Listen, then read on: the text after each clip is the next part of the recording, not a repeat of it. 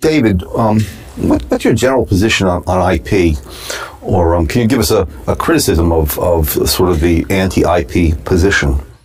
Oh yes. Well, I agree, as in so many things, with what Murray Rothbard's view. And as he said in Mankind and State, his view was that patents and copyright both are acceptable only to the extent that people could arrive at the protections they provide by contractual arrangements on the market. And patents generally would be very difficult to get under that, but copyright, he thought you could get some, but not all, the protection of copyright by just having agreements to say, if you sold a book, the person got it, couldn't reproduce it, and then that person would have to incorporate the same proviso into any sale that he made of it. And at the time Murray was writing in 1962, there was quite a good deal of discussion of patents in the economics literature. I think Fritz Machlup had discussed it. Yes. Other people. And the argument Murray had on patents was that you couldn't really show that patents were necessary for economic progress. And there was this seemed to be kind of a consensus position, or at least a lot of people thought that it was very difficult. People might think, when we first hear about patent, don't you have to have patents so inventors will have some incentive to invest? But it doesn't turn out to be that way.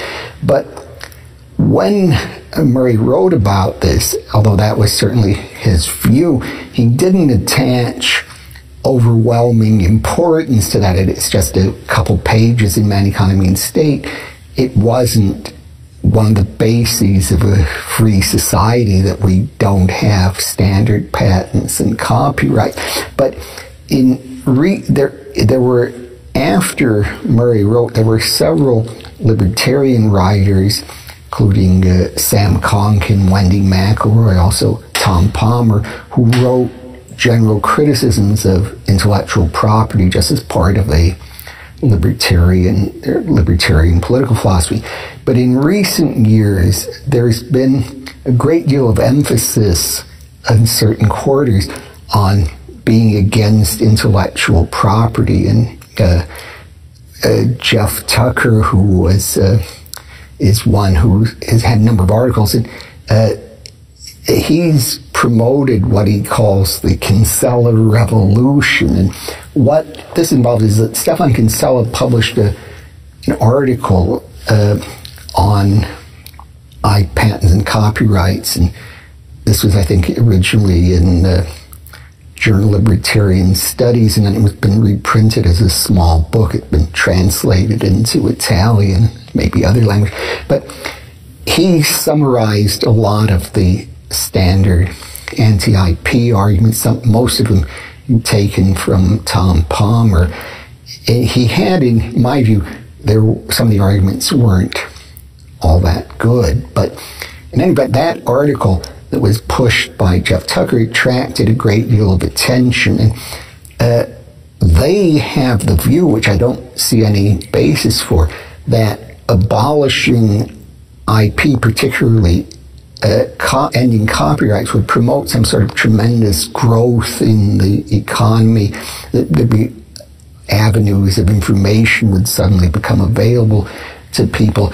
And as far as I can see, that's just claims there. I don't see any basis for it. There is a book that came out by Boldrin and Levine that I reviewed, was Critical Patents and Copyrights, and I thought they had some reasonable arguments. They said, they suggested maybe if copyrights were abolished, we shouldn't think that people would stop writing. There are other ways writers can earn money other than by having copyrights on their books. But they didn't claim there'd be some kind of enormous benefits just by ending copyright. So in my view, the whole issue of IP has been blown totally out of proportion. It's one issue, but it's not one of the central issues of libertarianism, like opposition to war or sound money. It's just a minor point that's been blown up, and also there isn't, in my view, a Kinsella revolution. Just to add on to that, Mises in Human Action pointed out that patents were a monopoly, and whether or not society should have them is a matter of efficiency. And Hayek later on said that regarding copyrights, that it's a state intervention that creates a class of people that live on books, and he didn't know whether that was a good thing or not. But to follow up, I understand with the Rothbardian proviso, what if someone were to say, someone who is anti-IP, well, you really can't have this because that would be already presupposing the right that you have the right to prevent anyone from copying. How would you respond to that argument? That's an argument Kinsella uses in his article, but in my view, it isn't a very good argument because what he says is you're begging question in favor of IP, but you don't have to if, say, you took it that the author doesn't have the right to control who copies things. Suppose you start with what Kinsella want, everybody has the right to copy whatever they want. You would still have a contract. Someone would give up that right on condition that the person selling him the book, as a condition of the person selling him the book. So I think Kinsella is wrong there in saying that the copyright arrangements through contract, you're begging the question in favor of IP. That argument just doesn't work. Yeah, it seems very weak. And I will say, going on a limb, you'll find, if you look at it in many of Kinsella's arguments on political philosophy, there's something wrong with the argument. And he tends, it might be what he'll take certain figures, he'll say, oh, Mises, like he said, for example, he said Mises' view on money, on creation of money was that it was just a historical point. Money had originated from a commodity, but Mises didn't think that it had to originate that way, and that Mises did think that. And I mean, he gets things wrong on what Locke said and other people. So generally, when he takes an interpretation of somebody, it's very often wrong.